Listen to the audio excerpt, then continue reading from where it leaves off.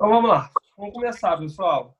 Deixa eu montar aqui vocês. Eu vou pedir hoje, se a gente puder participar no sentido de anotar algumas coisas, pode ser até pelo chat aí.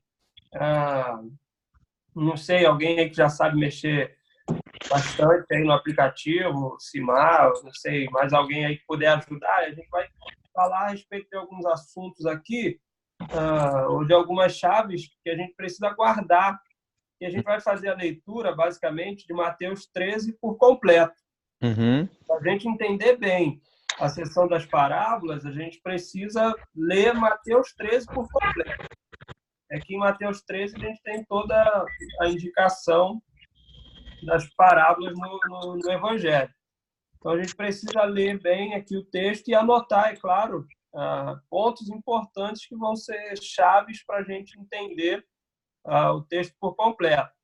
Então, eu vou pedir aí para alguém, quem quiser, se mais de um puder compartilhar no chat aí, enquanto a gente for falando, esses pontos, para a gente lembrar, vai ser muito importante. Tá bom, pessoal? Conto com vocês.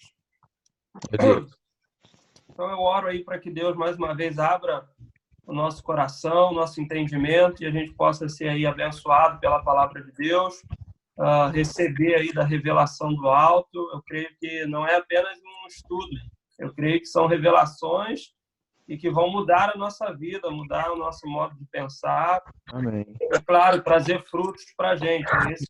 É isso que é o poder da palavra de Deus, trazer uma transformação aí para a nossa vida. Então, vou mutar a galera aqui, botar a galera no mudo, muteal. Beleza. Então, a partir de agora, a gente está falando aí pelo chat, tá, pessoal? E vamos começar, então, a nossa aula de hoje. Então, basicamente, a gente vai entender hoje sobre as parábolas no Evangelho de Mateus, né? A gente vem contextualizando aí toda a aula, o objetivo ou o tema geral, a mensagem geral do Evangelho de Mateus, que é o chamado para anunciar o Evangelho do Reino de Deus. E, claro, a gente vai perceber que isso está em quase todo o Evangelho, né? Todo o Evangelho tem uma mensagem por detrás ali, a ideia do chamamento. Então, nas parábolas não vai ser diferente. A gente vai encontrar muita coisa aqui que tem a ver com chamado, tem a ver com entender o propósito de Deus, tem a ver com o sustento de Deus, com Deus estar conosco. Então, a gente vai perceber tudo isso aqui na ideia das parábolas. Então, de forma resumida, se eu pudesse te falar aqui o que é a ideia de parábola, o que é a ideia de parábola, por que Jesus falava em parábolas, ou qual era o objetivo de se falar em parábolas. Era de forma bem simples, tá? Para tentar te contextualizar. A parábola ela é utilizada da seguinte maneira: você pega o que representa a vida daquela pessoa que está ouvindo. O que é isso? Você pega as coisas do cotidiano da vida dela, aquilo que ela talvez trabalha, aquilo que ela vive, aquilo que tem na casa dela, ou que é o contexto social da vida dela. Então, é como se você pegasse a vida da pessoa e, em paralelo, você colocasse ali os atributos do reino. Você conseguisse fazer, então, de forma paralela ali a vida da pessoa e os atributos do reino que você quer passar para ela. Então, isso faz uma comparação. Você faz a pessoa refletir a partir da sua perspectiva de vida, a partir da sua realidade de vida, os atributos do reino para a vida dela, ou até mesmo a mensagem que Jesus quer passar. E isso, então, fica mais claro para a pessoa consegue entender esse tipo de linguagem, né? É claro que a gente vai ver depois, ou em outros textos na Bíblia, fala que Jesus falava por parábolas, para talvez causar um difícil entendimento, mas a ideia de parábola seria isso: você comparar, ou você colocar a perspectiva da vida da pessoa, o seu contexto social, a sua vida em geral, e colocar uma mensagem em paralelo a isso para que haja ali uma comparação, né? Para que haja ali uma comparação. Até aqui, está todo mundo aí comigo?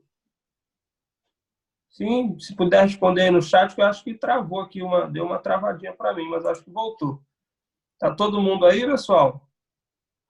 Legal. Então, vamos lá. Então, para a gente iniciar, a gente começa aqui já no Evangelho de Mateus, capítulo 13, né? E o texto ele vai contextualizar Jesus sentando-se junto ao mar. Juntou-se muita gente ao pé dele, de sorte que Jesus entra num barco e toda a multidão estava em pé na praia. Então, qual é o cenário aqui do versículo 1 e 2? Jesus está sendo ali seguido de uma grande multidão, ele vai se assentar ali na beira da praia, junto ao mar.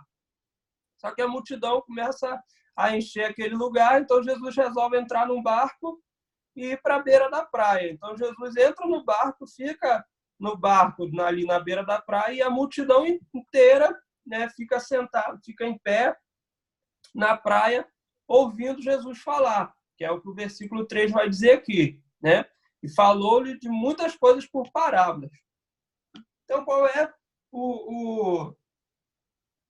o esquema, né? Qual é a moldura que a gente já pode ir anotando aí?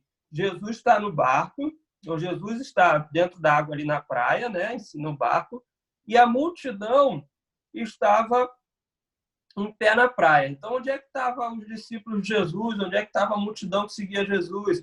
Eles estavam em pé na praia. Isso é um ponto que a gente precisa guardar. É algo que a gente precisa anotar para a gente poder entender o contexto geral.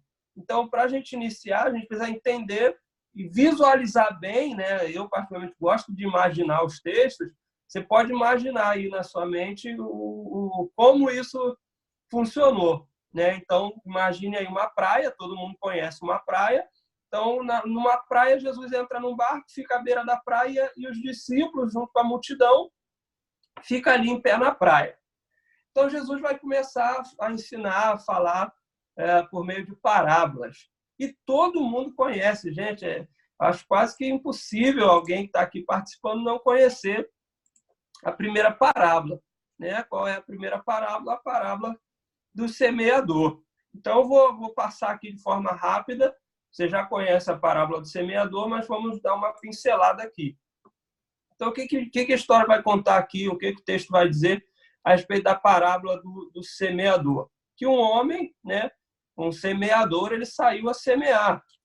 E quando semeava, uma parte da semente caiu ao pé do caminho. Então, isso é um ponto importante aqui para a gente entender a parábola do semeador. Qual é o ponto importante? Que a primeira, quando ele começou a caminhar para semear, uma das sementes caíram ao pé do caminho. E vieram as aves e comeram. Outra parte caiu em meio às pedras, ou nos pedregais, onde não havia terra bastante, logo nasceu, porque não tinha terra funda, mas vindo o sol, queimou-se e secou-se, porque não tinha raiz. Outra caiu entre os espinhos, e os espinhos cresceram e sufocaram.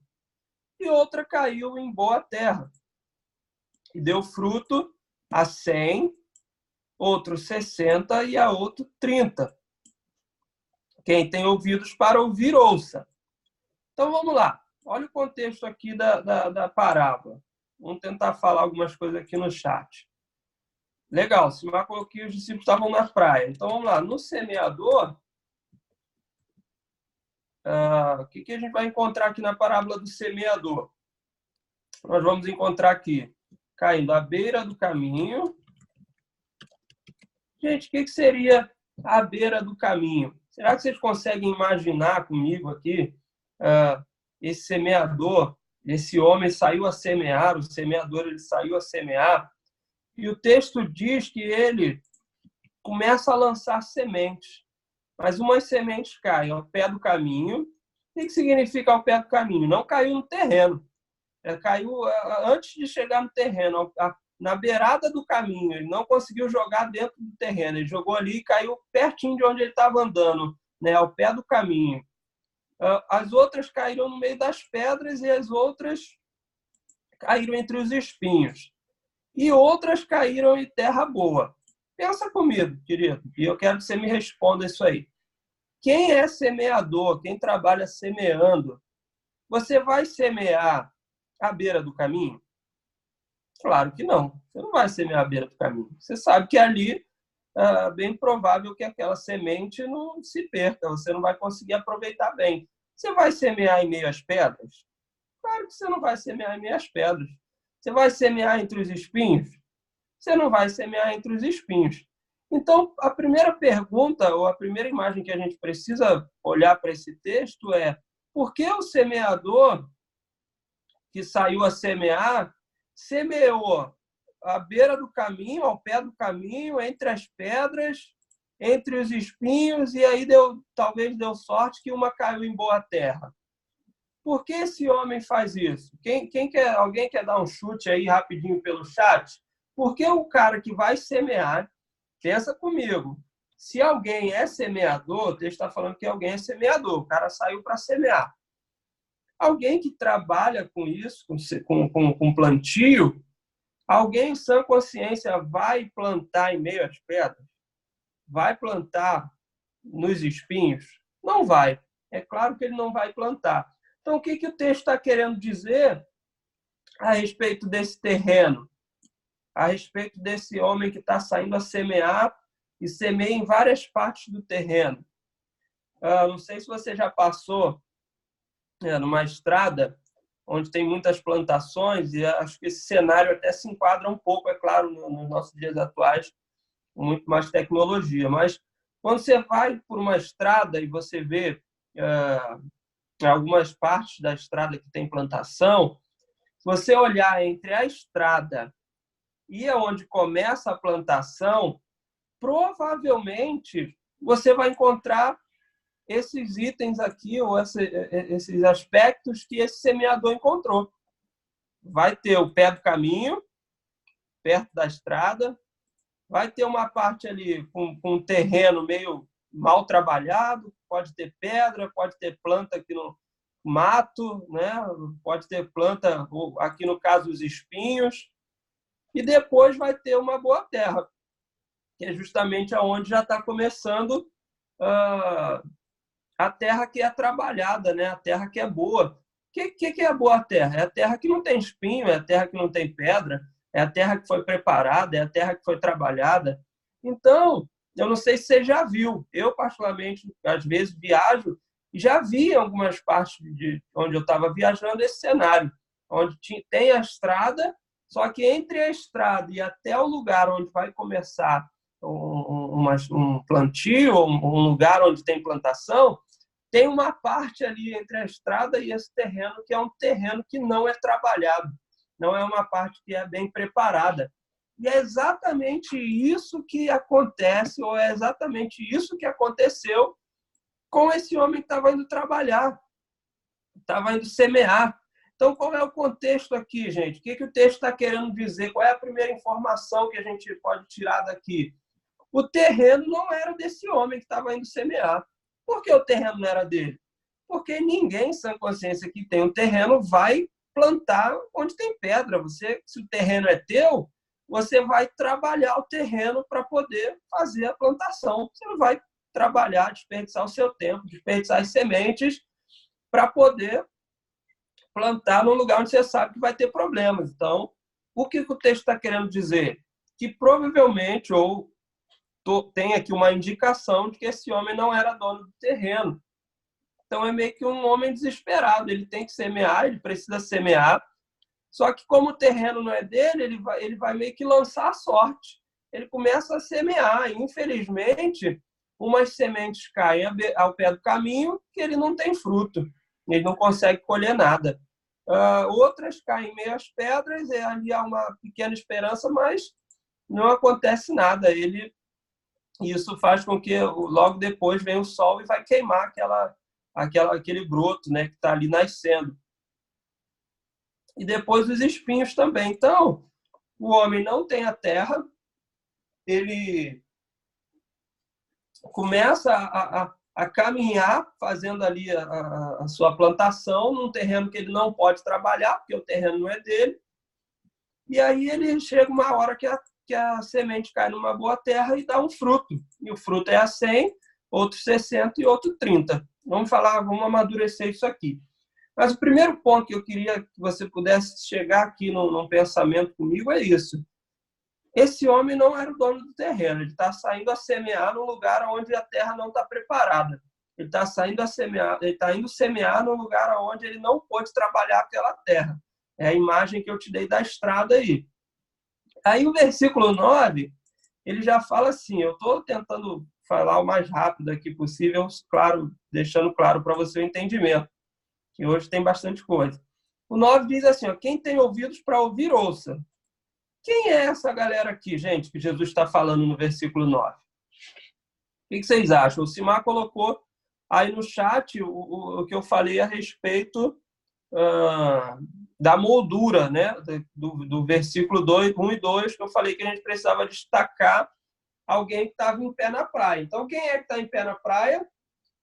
A multidão, certo? Então, essa parábola é para quem? É para quem está em pé na praia ouvindo. É para a multidão que está lá ouvindo. Então, Jesus está falando, olha, vocês precisam, quem tem ouvidos para ouvir, que ouça. Quem tem entendimento, que entenda o que eu estou querendo falar aqui a respeito dessa parábola. Então, essa parábola, ela tem aqui um objetivo em alcançar a multidão que está em pé na praia. Beleza, gente? Então, vamos lá. E Jesus agora vai dar os seus discípulos, os seus discípulos vão perguntar por que Jesus está falando a respeito de parábolas. E Jesus diz, olha, porque a vós é dado conhecer os mistérios do reino dos céus, mas a eles não lhes é dado. Porque aquele que tem se dará e terá em abundância, mas aquele que não tem, até aquilo que tem lhe será tirado. Por isso lhe falo por parábolas. Estou aqui no versículo 13 já. Porque eles vendo não veem, e ouvindo não ouvem nem compreendem. E aí Jesus vai falar que isso é a respeito, né, da profecia do profeta Isaías, e vai dizer para os discípulos que bem-aventurados são eles, que eles estão conseguindo ver e ouvir aquilo que Jesus está falando. Aí Jesus vai explicar, então, a parábola do semeador. Então, ele vai dizer que alguém ouvindo a palavra do reino, anota isso aí, palavra do reino. Por que a palavra do reino? Porque é a mensagem do evangelho do reino. Então, ele ouvindo, não entendendo, então vem o maligno e arrebata o que foi semeado no seu coração. Este é o que foi semeado ao pé do caminho. Porém, o que foi semeado em pedregais é o que ouve a palavra e logo a recebe com alegria, mas não tem raiz em si mesmo. Antes é de pouca duração. Chegada a angústia e a perseguição, por causa da palavra, logo se ofende. E o que foi semeado entre os espinhos é o que ouve a palavra, mas os cuidados deste mundo, a sedução das riquezas, sufocam a palavra e a torna infrutífera. Mas o que foi semeado em boa terra é o que ouve e compreende a palavra e dá o fruto. E produz 100, outro 60 e outro 30. Vamos lá. Olha como nessa explicação da parábola, Jesus está aplicando a comunidade. Por que ele está aplicando a comunidade? Porque olha aqui, ó, no versículo 20, versículo 19, né? Qual era o problema da comunidade? Não entendiam a palavra que eles estavam recebendo. Por que eles não entendiam a palavra que eles estavam recebendo? Porque você não consegue colocar em prática. Era a comunidade de Mateus. Havia um chamado, havia um chamamento para aquela comunidade, havia uma palavra dizendo que Deus era com eles, mas a comunidade não tinha fé. A comunidade não conseguia entender o propósito da palavra na vida deles. Não conseguiam entender o propósito que Deus estava preparando para a vida deles. Então, quando você não entende a palavra de Deus, o maligno leva e vai tirar ela do teu coração. Depois, era aquela comunidade. O que a comunidade fazia? Eles ouviam a palavra e logo recebiam com alegria. Ah, não, é Jesus, vamos seguir. Nós queremos, nós vamos largar tudo, vamos seguir Jesus. Mas aí, quando vem a angústia e a perseguição por causa da palavra, o que ele faz? Ele logo se ofende. Então, ele abandona. Qual era o perfil da comunidade? Lembra dos jovens que nós falamos aqui, se eu não me engano, né, que o jovem falou para Jesus quando o o chamado eficaz, né? E aquele jovem fala para Jesus, deixa primeiro eu ir sepultar meus pais. Lembra que nós falamos que a ideia não era de que o pai estava morto e ele tinha que fazer o velório, mas sim a ideia de que ele precisava que aquela religiosidade do pai, aquele pensamento judaico do pai morresse, terminasse, ele tinha que esperar o pai dele morrer para depois ele seguir a Jesus. Ele não conseguia romper com aquele sistema religioso e ele então tinha que esperar o pai morrer. É o que está falando aqui. Ó. Se ele falar, assumir que ele quer seguir a Jesus dentro da família dele, ele vai ser perseguido, ele vai ser ofendido. Lembra que nós falamos aqui, quando Jesus diz assim, no chamado eficaz, olha, qualquer um que deixar o seu pai, deixar a sua mãe, a Bíblia não está falando que você tem que abandonar a sua família. A Bíblia está falando para um povo que precisava abandonar um costume, abandonar, inclusive, o costume da família dele. Ele não tinha que parar de amar o pai ou a mãe, mas ele tinha que abandonar o costume que a família dele tinha, que prendia muitas das vezes e limitava aquele jovem, principalmente, né? Porque o jovem, porque ele não tem ainda poder sobre a casa dele, é o pai que manda na casa, ele ainda não consegue ter autoridade dentro da casa, então ele tinha que se submeter àquela autoridade do pai. Então, se ele assumisse, não, eu quero seguir a Jesus, isso ia gerar uma perseguição na vida dele.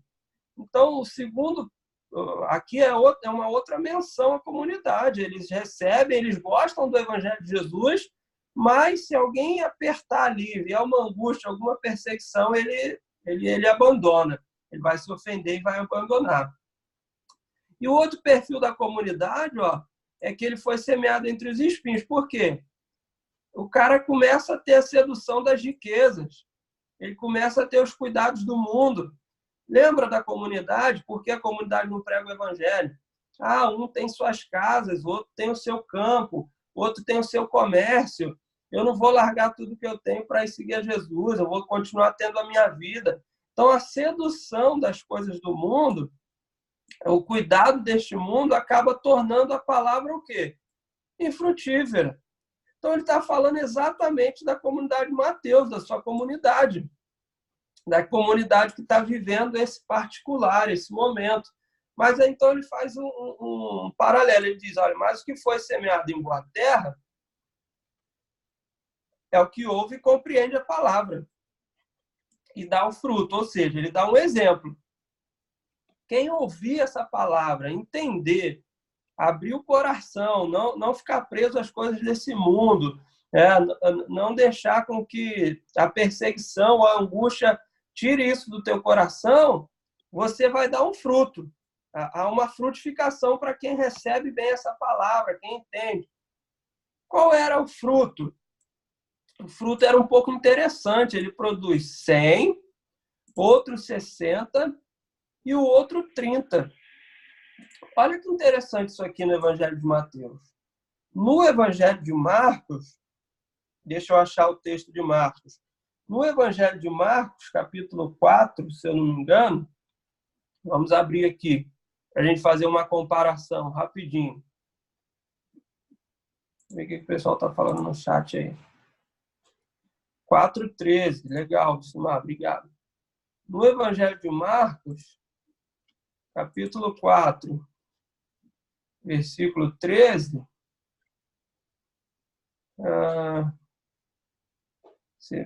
13 ele vai dizer, entendendo essa palavra aqui, no versículo 20. Olha só o versículo 20, é a mesma parábola, mas olha o que o versículo 20 diz. Os que receberam a semente em boa terra são os que ouvem a palavra e a recebem e dão fruto. Percebe que a mesma parte de Mateus, ele diz, aquele que recebe, aquele que entende, ele dá fruto. Aquele que cai em boa terra. Só que olha como é que era o fruto de Marcos. Um a 30, o outro a 60 e o outro a 100 por 1. Vamos anotar isso aqui, em Marcos está dizendo 1 a 30, o outro 60 e o outro 100 por 1. Vamos voltar para Mateus. Em Mateus está diferente, gente. A gente precisa perceber esses detalhes. Em Mateus, capítulo 13. aqui no versículo de número 23, olha só o texto de Mateus 23. Foi semeado em boa terra o que ouve, compreende a palavra e dá fruto. Até aqui tudo bem. E um produz 100, o outro 60 e o outro 30. Como é que estava lá em Marcos, gente? Vou escrever aqui. Em Marcos estava 30, 60 e 100. Em Mateus tá 100,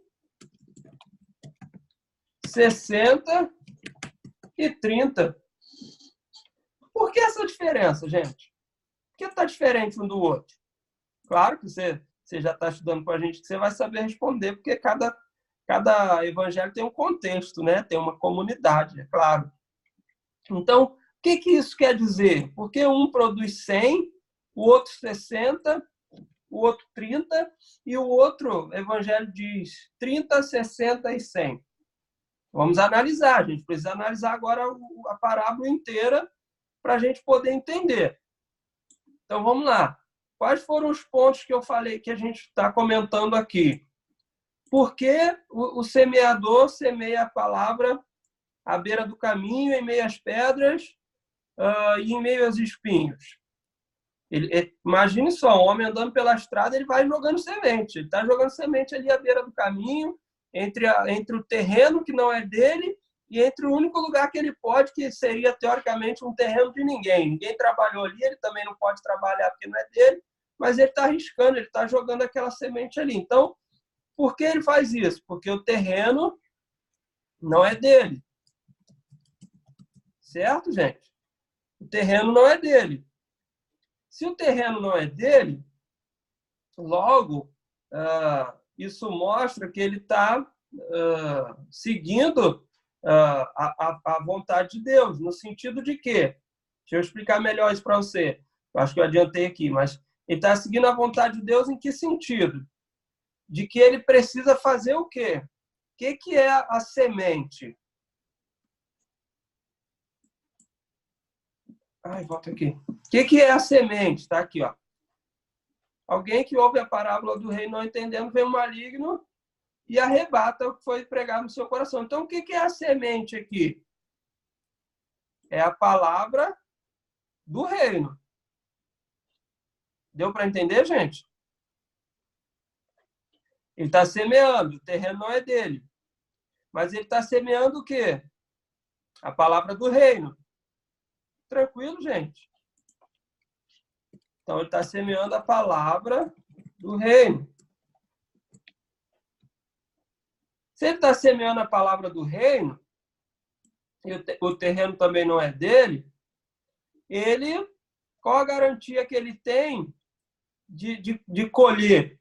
Se o terreno não é dele, o terreno não está preparado para receber aquela semente. Você vê aqui que muitas das sementes se perdem.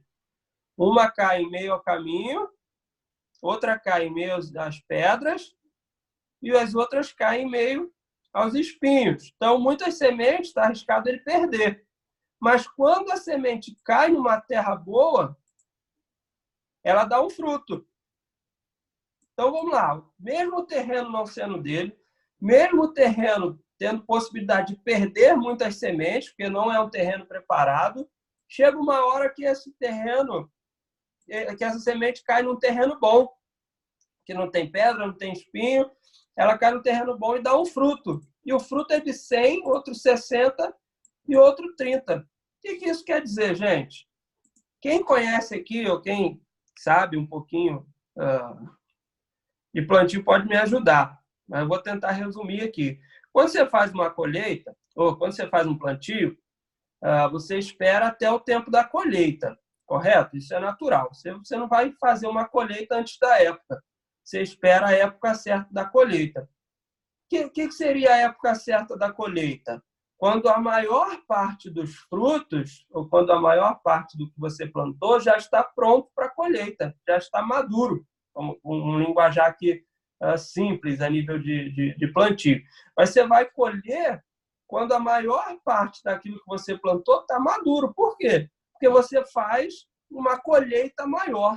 Você tira a maior parte, o maior aproveitamento do seu plantio. Você faz uma colheita da maior parte. Então, você espera com que todos estejam, ou quase todos estejam maduros, ou você espera a época da colheita, e você faz a colheita da maior parte. Qual é a maior parte?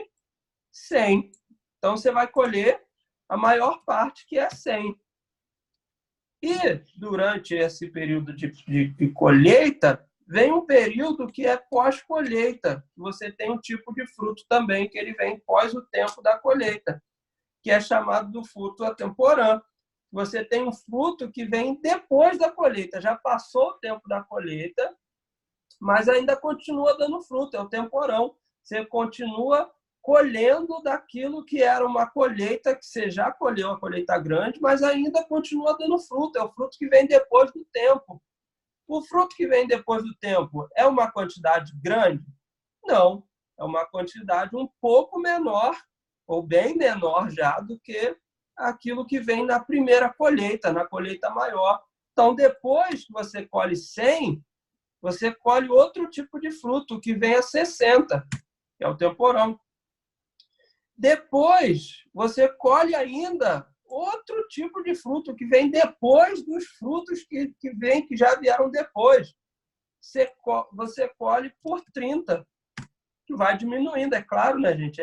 Você colhe a maior parte, depois você ainda colhe o que ficou depois ainda vem um pouquinho mais de uma colheita que você já aproveitou o máximo dela.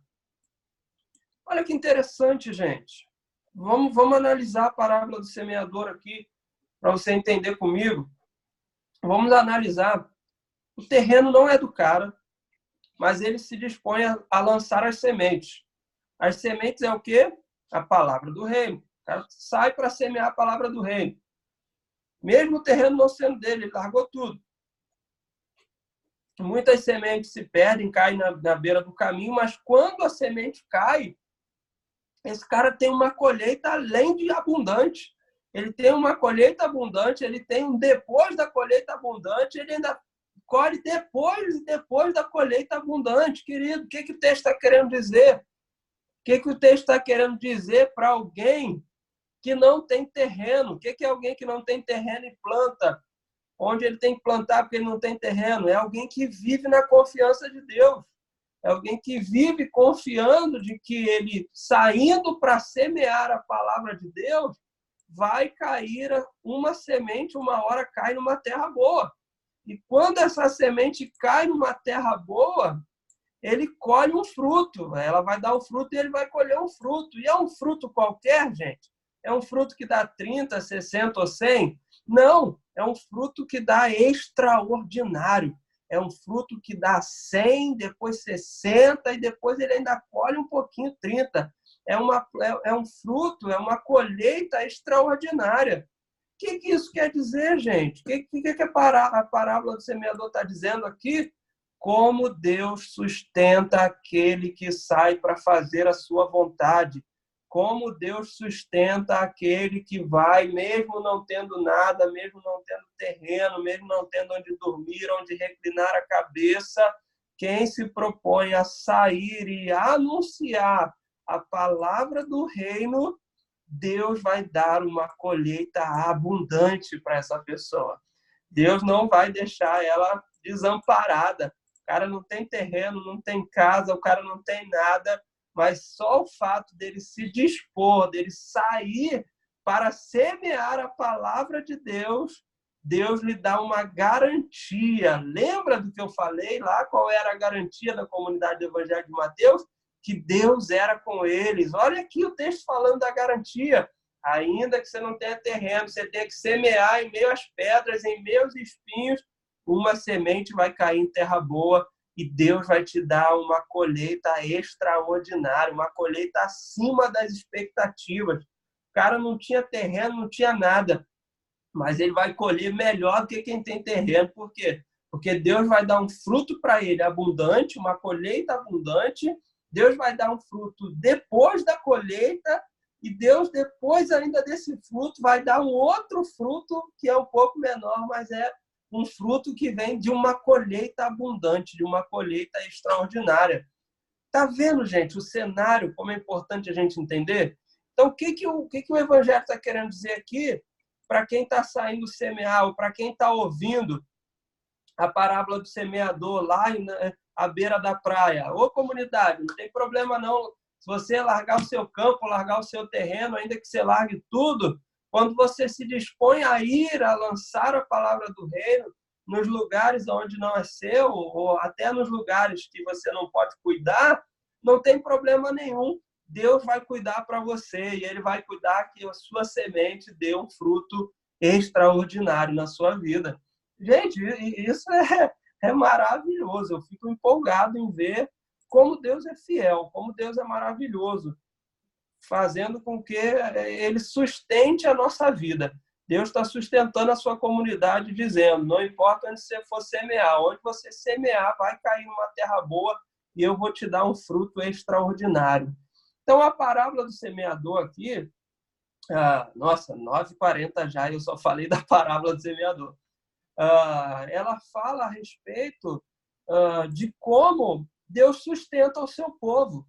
Irmão, quer saber como Deus te sustenta? Dessa maneira, quando você vai e segue por fé aquilo que Deus está falando para você fazer, ainda que você ache que não tem terreno, ainda que você ache que não tem nada, Deus vai te dar uma colheita extraordinária. Deus vai te dar no meio de um terreno despreparado, vai cair uma semente numa terra boa, e você vai colher um fruto extraordinário, um fruto que dá 100, 60 e 30 por 1. Isso é maravilhoso. Deu para entender aqui, gente, o contexto da parábola do semeador? Não sei se você já tinha ouvido alguém falar assim, mas vamos seguir aqui que ainda tem muita coisa. Vou passar, então, agora vou dar uma pincelada nas outras parábolas para a gente entender o cenário geral. Depois vai ter uma outra parábola. Qual é a parábola que vem depois? É a parábola a respeito do joio. Todo mundo conhece essa parábola também, né? Então, vamos lá. O que ele disse aqui? O reino dos céus, versículo 24.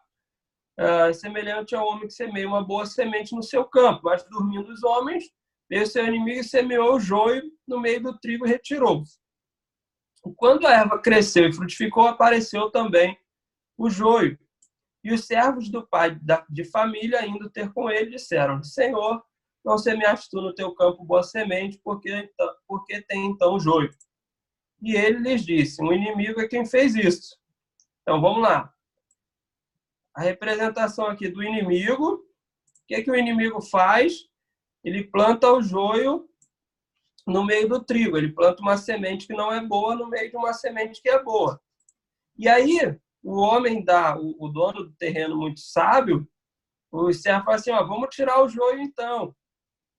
Aí o homem fala assim, não, para que ao colher o joio não arranqueis também o trigo. Então fala assim, não tira o joio agora, porque se você for tirar o joio agora, você vai tirar também o trigo. Então deixa os dois crescerem juntos até a colheita. E na hora da colheita a gente consegue separar certinho o joio e queimar o joio, mas juntar o trigo num celeiro. Então olha que coisa interessante aqui. O texto está falando a respeito de um período de adversidade, de um período de crescimento, onde você está ali crescendo, você está amadurecendo, e vem nesse período um inimigo ali, uma adversidade no meio da sua vida que você não consegue tirar, você só pode tirar no tempo da colheita. Vou pincelar. Depois ele vai dizer outra parábola, do grão de mostarda, que o homem, pegando dele, semeou no seu campo, e que qual realmente mais pequena de todas as sementes, mas crescendo, se torna uma planta maravilhosa, onde as aves do céu vão fazer ninho. Essa seria a terceira parábola. E depois ele vai falar a respeito do fermento que uma mulher toma e introduz em 3 medidas de farinha até que tudo esteja levedado. Vou abrir um PowerPoint aqui para ficar mais fácil. Para a gente trabalhar mais fácil aqui. Então, vamos lá. Evangelho de Mateus, parábolas. Olha o que a gente está estudando aqui.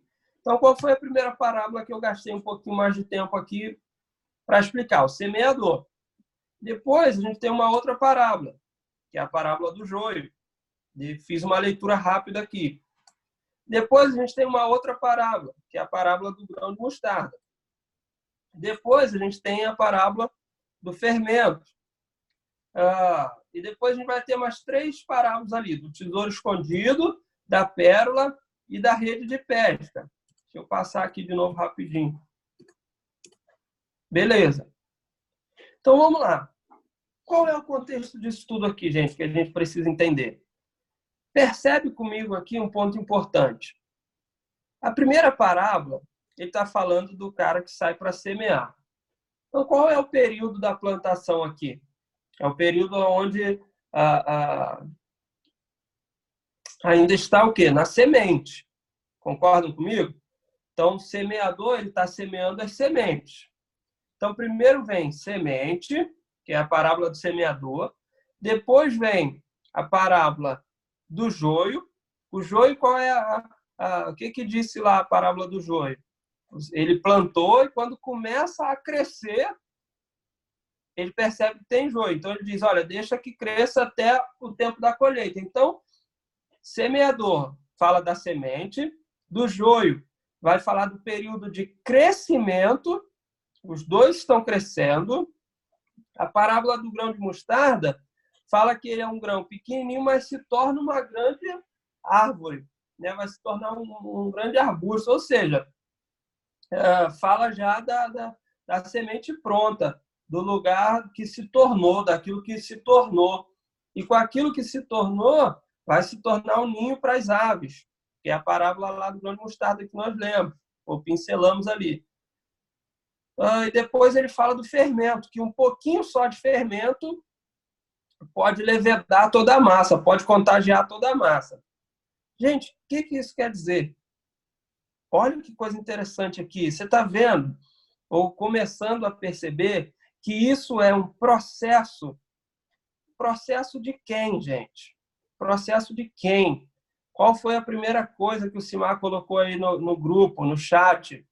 Processo de alguém que está em pé na praia ouvindo. Então, essas parábolas, todas elas, é para quem está lá em pé na praia ouvindo. E a parábola do semeador é para aquele que está entendendo, é aquele que vai dar fruto, vai sair a semear. Olha o processo que Jesus diz aqui daquele que cumpre a vontade de Deus. Qual é o processo, querido? Primeiro, ele tem o sustento de Deus. Lembra que eu falei que a parábola do semeador é para dizer como Deus sustenta aquele que vai fazer a vontade dele, mesmo não tendo terra, ele colhe uma colheita abundante. Então, primeiro ponto é essa parábola do semeador, é onde Deus sustenta aquele que faz a vontade de Deus. A parábola do joio. Qual é a parábola do joio, querido? É que nesse processo de sustento e de crescimento, de cumprir a vontade de Deus, você vai encontrar adversidade, querido. Deus vai tirar a adversidade na minha vida? Ele não vai tirar, por quê? Porque a adversidade que você está enfrentando, ou a adversidade que quem está respondendo ao chamado de Deus enfrenta, em qual momento? Em qual momento da vida dele? Qual é o momento da parábola do joio? No momento do crescimento, querido. Então, toda a adversidade que você está passando, enquanto você está cumprindo a vontade de Deus, é para gerar um crescimento na sua vida. Está gerando um crescimento. Por isso que não pode tirar ela, porque ela vai gerar em você um crescimento, um amadurecimento. E quando você vai crescendo, você vai amadurecendo, vem uma outra parábola. Qual é a outra parábola? O grão de mostarda. O que era o grão de mostarda? Era a erva que dava o tempero. A mostarda é a erva que dá o tempero. Então, quando você está crescendo, quando você está amadurecendo, diante do sustento de Deus, diante de cumprir a vontade de Deus, o que Deus te dá na sua vida? Ele te dá o tempero, querido. Agora eu vou falar igual um pentecostal aqui. Qual é o tempero na vida do crente? É a unção de Deus, meu irmão. Então, Deus te dá a unção. Ele vai te dar o tempero, ele vai temperar a sua vida para que você possa continuar cumprindo a vontade dele. Como é cumprir a vontade de Deus? Ou qual é a finalidade de cumprir a vontade de Deus? Qual é a última parábola desse conjunto que nós estamos lendo do fermento. O que o fermento faz? Mesmo sendo só um pouquinho de fermento, ele consegue o quê? Contagiar toda a massa, não importa o tamanho da comunidade, pode ser apenas algumas pessoas, mas quando ele se submete a essa vontade de Deus, ele é sustentado por Deus, ele amadurece em meio às adversidades, ele recebe a unção de Deus para temperar a vida dele, para que ele possa ser um pequeno fermento contagiando muitas pessoas, contagiando toda a massa, contagiando todo mundo. Você está conseguindo entender como é importante a gente entender esse conjunto de palavras, de parábolas, e ver como isso se encaixa na nossa vida, como isso se encaixa no nosso dia a dia. E olha só, para a gente terminar aqui e depois abrir aqui talvez um bate-papo. Olha que legal. E depois disso tudo, não é só disso, depois disso tudo, ele vai falar de duas coisas que estão escondidas, o reino de Deus. Ele diz que ele é como um tesouro que está escondido, que é o evangelho do reino.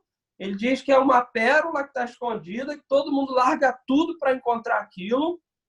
E ele fala a respeito da rede de pesca. Deixa eu acompanhar aqui na minha Bíblia.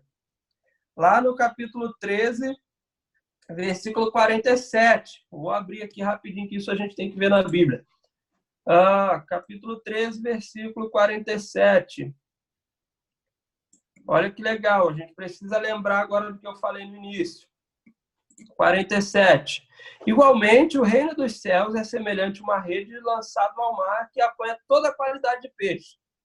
Então, vamos lá. Ele fala de duas coisas que estão escondidas. A pérola que está escondida e o tesouro que está escondido. Depois ele fala dos peixes, que teoricamente também estão escondidos. Você não vê o peixe no mar, você lança acreditando que vai pegar um peixe que está ali, você não consegue ver olho no olho, está ali numa profundidade, está escondido, mas você vai pegar aquele peixe.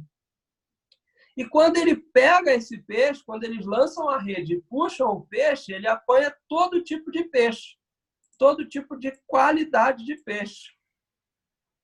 O que seria, explicando aqui de forma rápida, a qualidade de peixe aqui? O peixe que tem escama e o peixe que é de pele. Tá? Então, para o judeu, ele desconsidera um.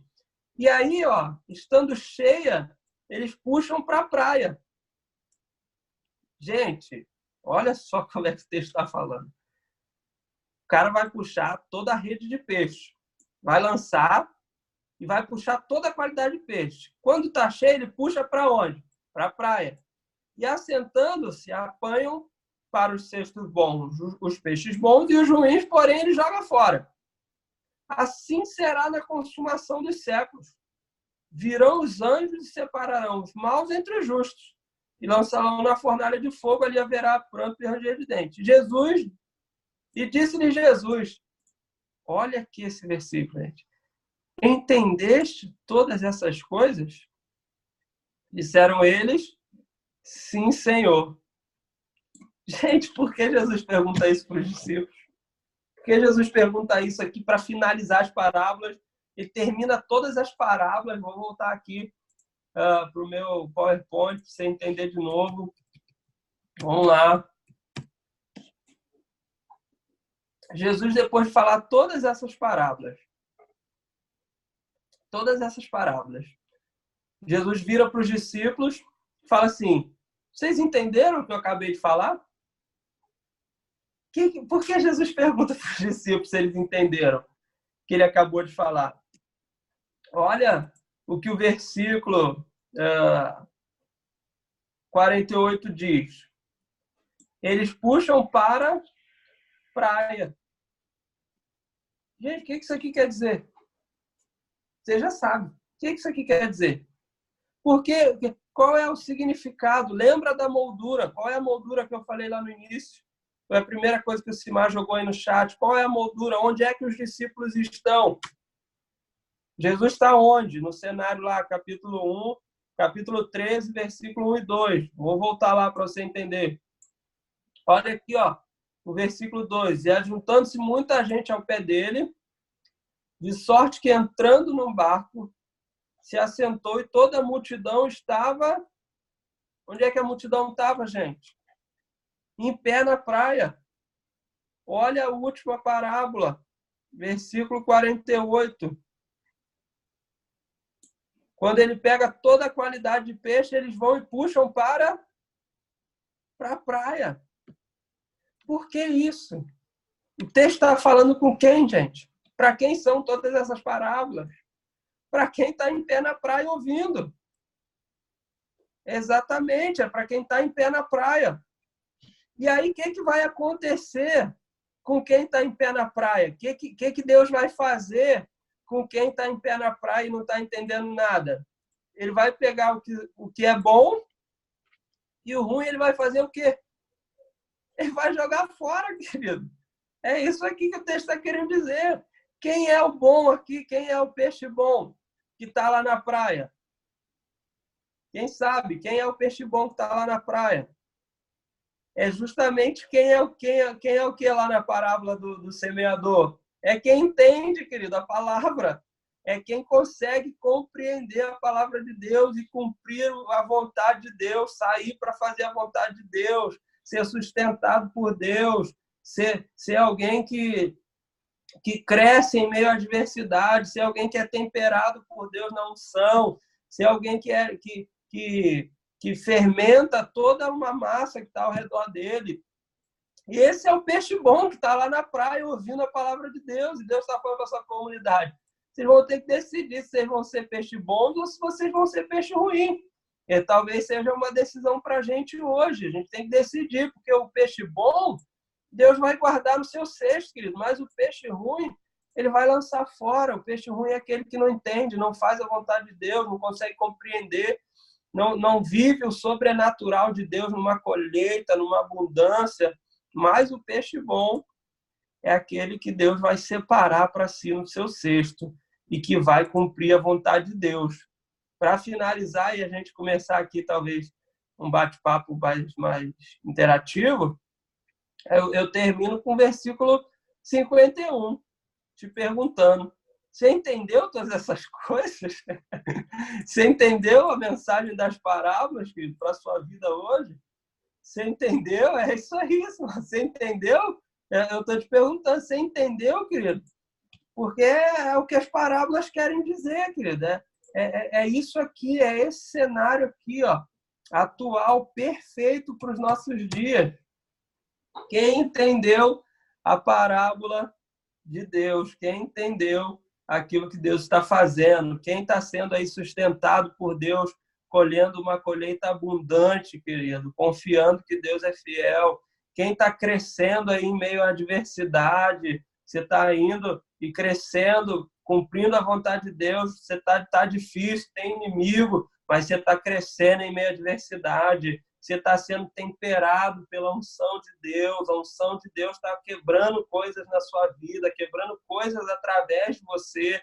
Você está sendo um fermento bom que está contagiando aí, você está conseguindo levar o evangelho do reino de Deus para pessoas, você está buscando e revelando aquilo que é escondido, que é o reino de Deus para as pessoas, está sendo revelado através de você. Por quê?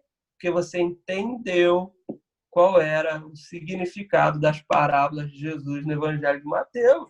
E você está fazendo com que isso seja uma prática na sua vida. Você é um peixe bom, você é uma terra boa, e você está dando fruto, você está sendo colocado no cesto de Deus. Por quê? Porque é maravilhoso viver e experimentar a vontade de Deus na nossa vida, querido. Se eu pudesse te dizer qual é o maior benefício, ou a maior coisa que eu mais desfruto da minha vida, é compartilhar da vontade de Deus na minha vida e tentar exercê-la e viver nisso a vontade sobrenatural de Deus. Gente, é maravilhoso ser sustentado por Deus, querido. Você colher coisas que você não imaginava. Você fala assim, cara, o terreno estava todo ruim, mas eu colhi uma coisa sobrenatural. Isso é maravilhoso. Crescer em meio à adversidade, entender que tudo aquilo que está acontecendo tem um propósito. Qual é o propósito? Deus está me amadurecendo. Eu estou amadurecendo em Deus.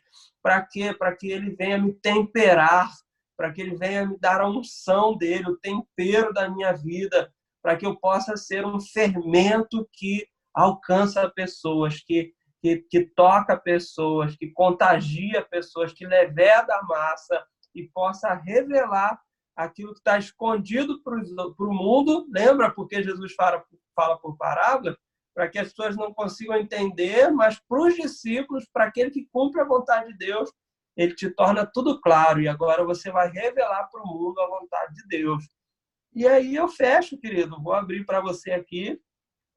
Eu fecho com essa pergunta. Quem entendeu? Quem entendeu a aula de hoje? É para nós, querido. É para cada um de nós. Esse evangelho é maravilhoso. Eu tive que resumir aqui algumas coisas, mas acho que deu para entender aqui. Alguém quer falar alguma coisa? Tem alguma dúvida? Que diremos, pois, depois dessas coisas? Quem quer falar alguma coisa aí?